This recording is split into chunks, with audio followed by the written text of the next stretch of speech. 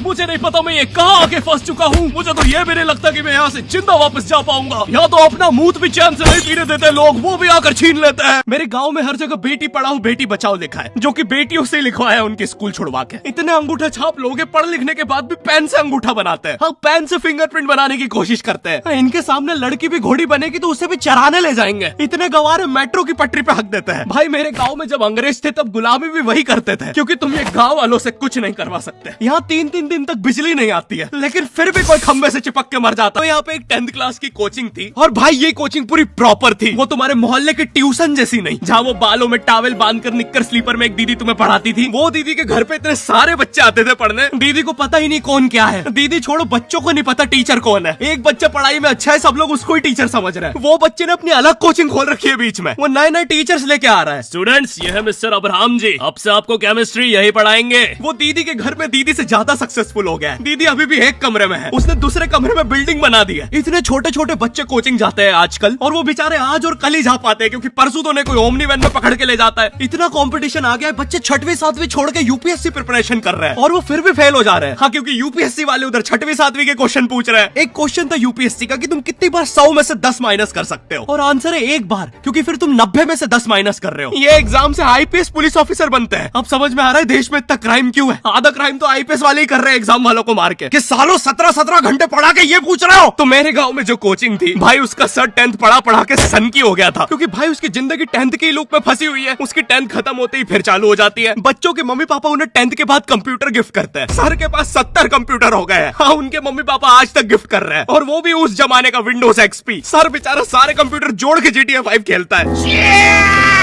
Sir इतना 10th class में है, वो कोचिंग के बाद अपनी कोचिंग की लड़कियों के सामने बाइक से स्टंट मार रहा होता है।